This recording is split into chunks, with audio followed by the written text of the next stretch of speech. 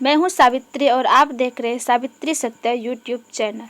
मैं पुनः एक नई वीडियो को लेकर आई हूं और आज के वीडियो का टॉपिक है ब्रिटिश शासन का भारतीय अर्थव्यवस्था पर प्रभाव से संबंधित महत्वपूर्ण प्रश्न को लेकर आई हूं। जब मैं अगले वीडियो को बताई थी तो उसमें ब्रिटिश शासन का भारतीय अर्थव्यवस्था प्रभाव से संबंधित टॉपिक के बारे में बताई थी और इस वीडियो में उससे संबंधित प्रश्न को लेकर आए। चलिए देखते हैं इससे संबंधित प्रश्न।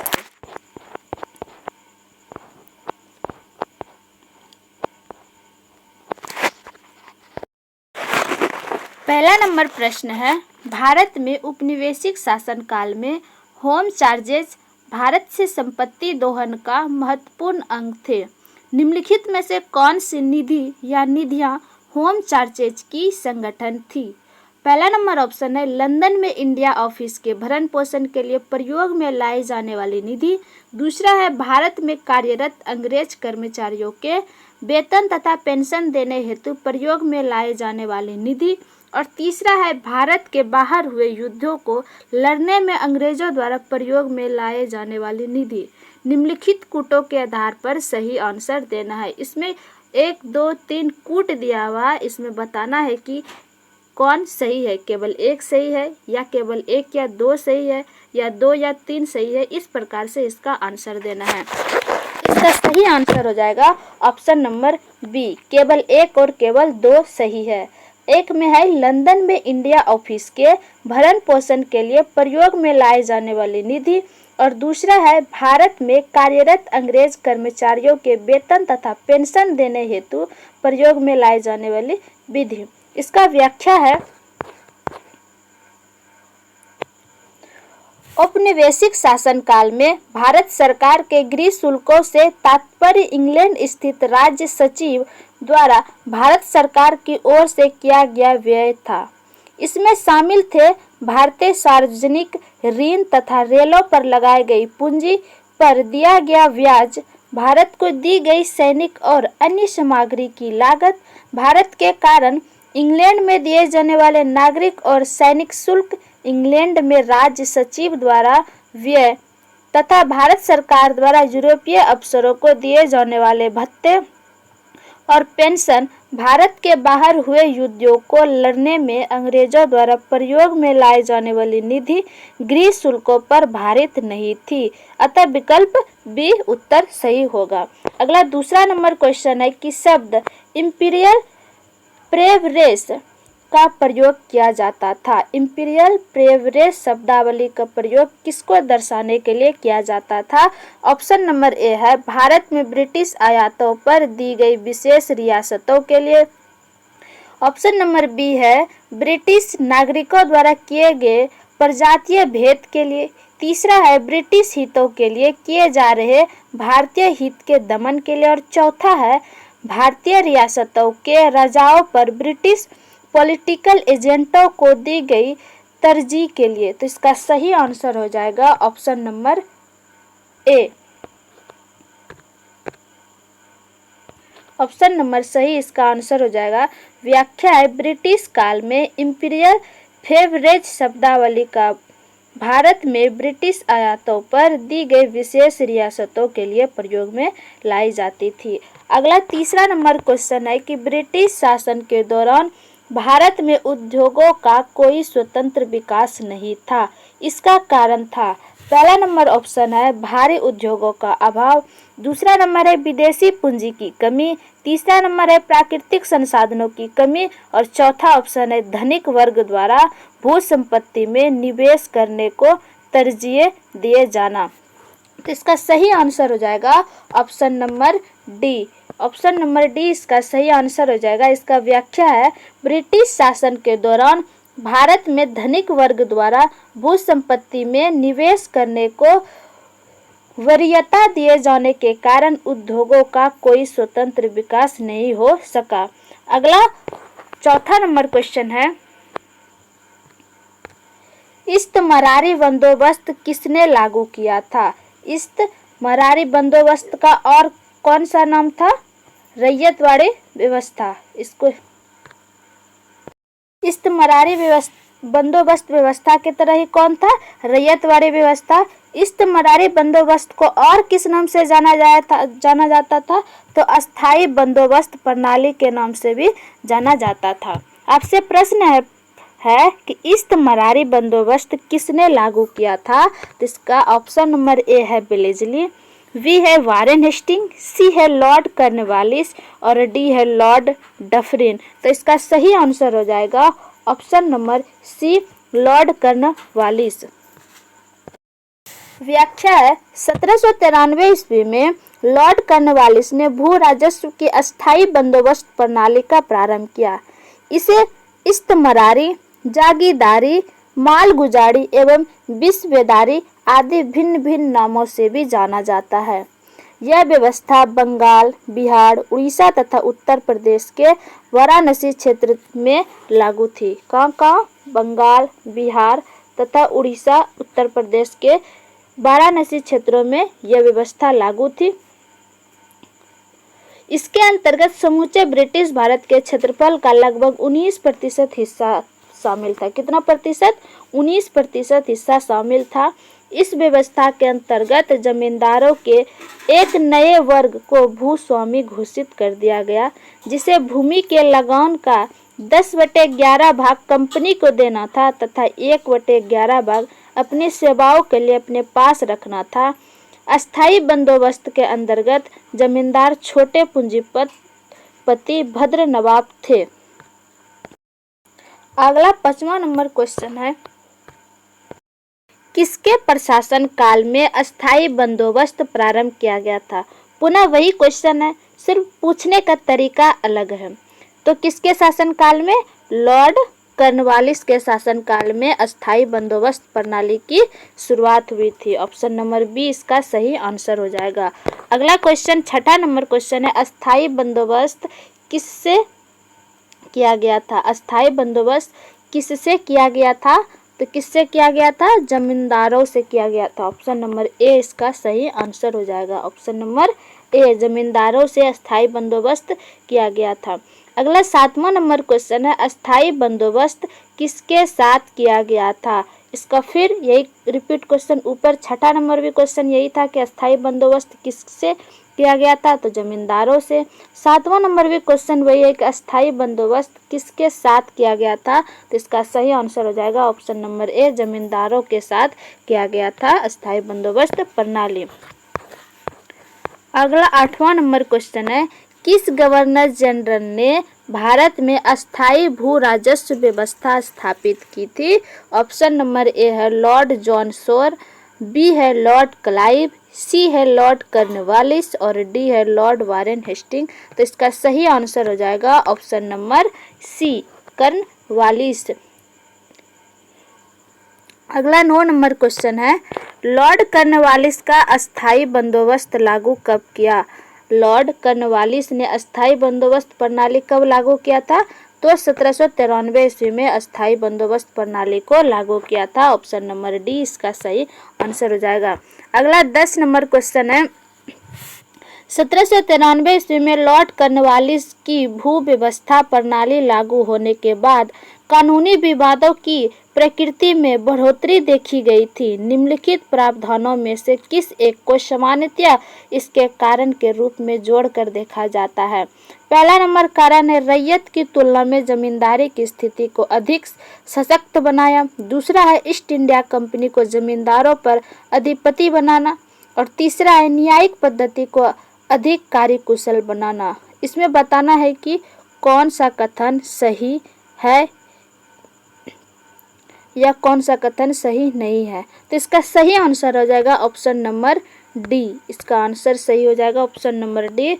उपयुक्त ए, बी तथा सी कथनों में से कोई भी सही नहीं है। तो इसका तीनों का तीनों बात सही नहीं है। इसका व्याख्या मैं बता देती हूँ। 1793 ईस्वी में लॉर्ड कॉर्नवालिस द्वारा प्रारंभ अस्थायी बंदोबस्त जमींदारी व्यवस्था वाली भू व्यवस्था प्रणाली में जमींदारों का भूमि पर वास्तविक अधिकार स्वीकृत कर लिया गया था, जब तक कि वे लगान एकत्र कर उसका 10/11 भाग सरकार को देते रहते। लेकिन जमींदारी का भूक्षेत्र निर्धारित नहीं था। लगान रहित अनुदान भूमि चारागाह प्रति आधी भूमि निर्धारित न होने के कारण कानूनी विवाद बढ़े।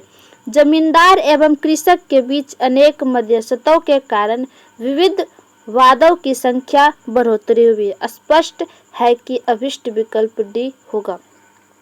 अगला 11 नंबर क्वेश्चन है, चिरस्थायी बंदोबस्त।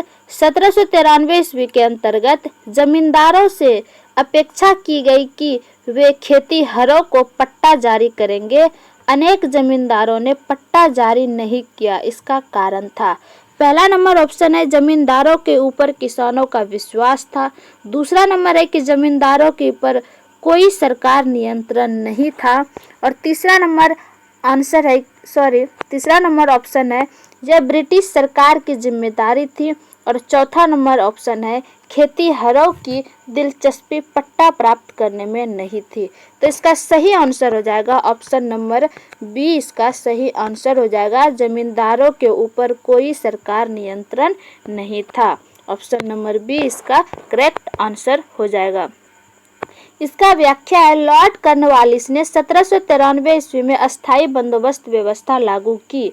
इसके तहत जमींदार जिन्हें भूस्वामी के रूप में मान्यता प्राप्त की थी को अपने क्षेत्रों में भू राजस्व की वसूली कर उसका 1/11वां हिस्सा अपने पास रखना होता था और शेष हिस्सा कंपनी के पास जमा करना होता था। जमींदार काश्तकारों से मनचाहा लगान वसूल करता था और समय से लगान न देने वाले काश्तकारों से जमीन भी वापस छीन ली जाती थी। कुल मिलाकर काश्तकार पूरी तरह जमींदारों की दया पर निर्भर होता था। जमींदारों के ऊपर कोई सरकारी नियंत्रण नहीं था तथा इस कारण बहुत से मामलों में पट्टे जारी नहीं किए जाते थे। इसी के फलस्वरूप 1859 ईस्वी में रेट अधिनियम, जिसको रेट एक्ट के नाम से भी जाना जाता, पारित होने के 3 दशक पहले कुछ जिलों और बंगाल बिहार सीमा के संथाल क्षेत्र के किसानों ने अपने परंपरागत अधिकारों की रक्षा के लिए हिंसा का सहारा लिया।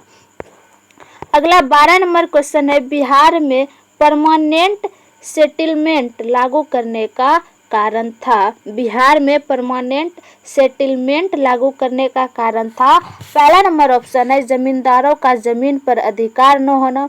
दूसरा है जमींदारों के लिए जमीन पर वंश परंपरागत अधिकार को स्वेच्छा से स्थानांतरित करने का अधिकार।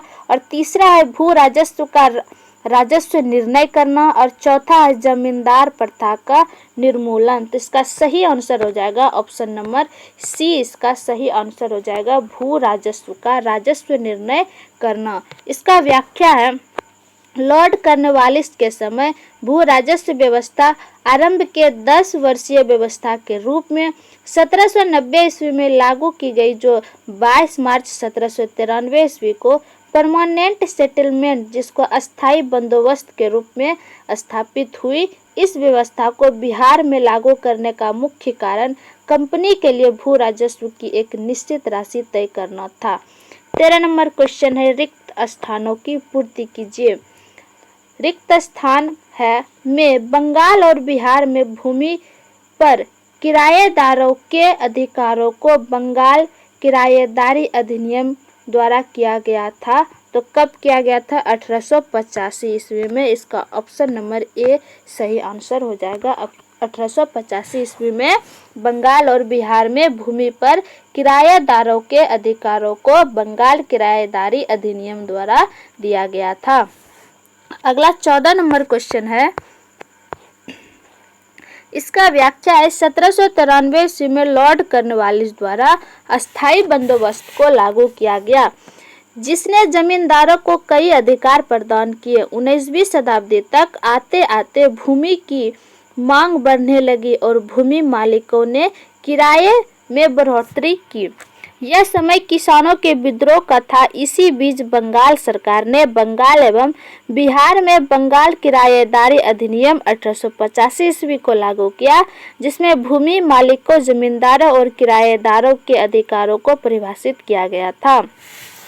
अगला 14 नंबर क्वेश्चन है कि निम्नलिखित में से कौन ब्रिटिश शासन के दौरान भारत में रैयतवाड़ी बंदोबस्त के प्रारंभ किए जाने के संबंध में था। तो आपको प्रश्न के रूप में पूछा जा रहा है कि रैयतवाड़ी व्यवस्था किसके शासनकाल में, किस ब्रिटिश शासन काल मतलब किस ब्रिटिश शासन के समय में यह लागू हुआ था। तो इसका ऑप्शन नंबर ए है लॉर्ड कॉर्नवालिस, दूसरा है अलेक्जेंडर रीड, तीसरा है थॉमस मुनरो। नीचे दिए कूट का प्रयोग सही उत्तर दीजिए।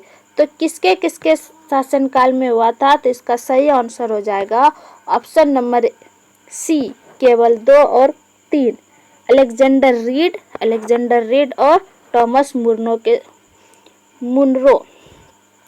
इसका व्याख्या है रैयतवाड़ी बंदोबस्त अंग्रेजों द्वारा भारत में भू राजस्व वसूली हेतु लागू की गई थी, एक प्रणाली थी। अलेक्जेंडर रीड ने मद्रास प्रेसिडेंसी में सर्वप्रथम 1792 ईस्वी में तमिलनाडु के बारामहल क्षेत्र में रैयतवाड़ी व्यवस्था लागू की। थॉमस मुनरो ने 1809 ईस्वी में कुछ क्षेत्रों में इसको लागू किया। 1820 ईस्वी में मद्रास का गवर्नर बनने पर उसने इसे मद्रास में लागू किया। मुनरो के शिष्य एल्फिंस्टन ने इसे बॉम्बे प्रेसिडेंसी में लागू किया।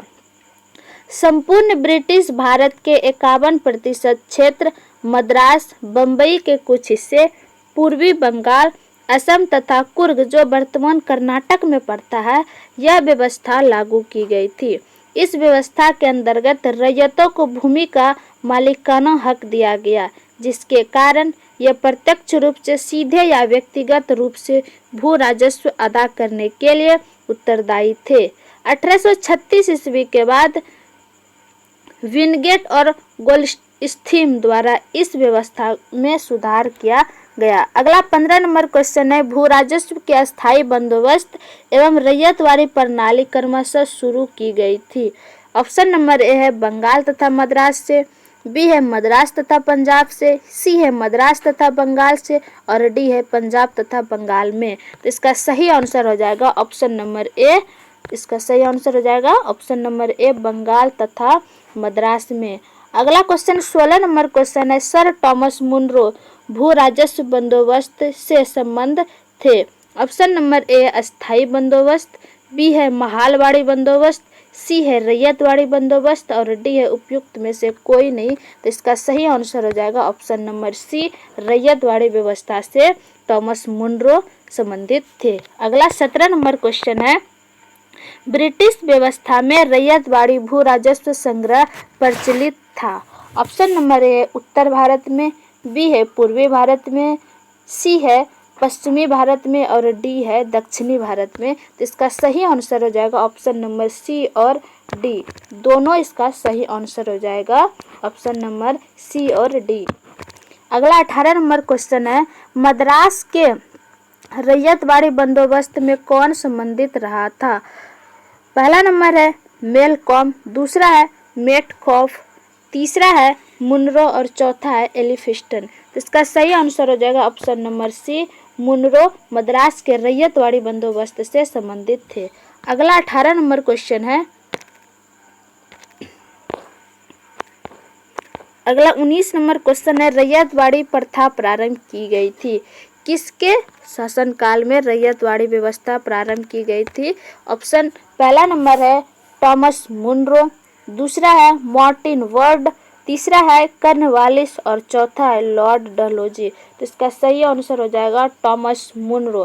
कॉर्नवालिस के समय में क्या हुआ था, अस्थायी बंदोबस्त प्रणाली का प्रारंभ हुआ था। कब, 1793 ईस्वी में। अगला 20 नंबर क्वेश्चन है अंग्रेजों ने रैयतवाड़ी व्यवस्था कहाँ लागू की थी या किया था। तो इसका सही आंसर क्या हो जाएगा, कहाँ पे लागू किया था। इसका सही आंसर हो जाएगा ऑप्शन नंबर डी, मद्रास और बम्बई प्रेसिडेंसी में। मद्रास तथा बम्बई प्रेसिडेंसी में रैयतवाड़ी व्यवस्था को प्रारंभ किया था।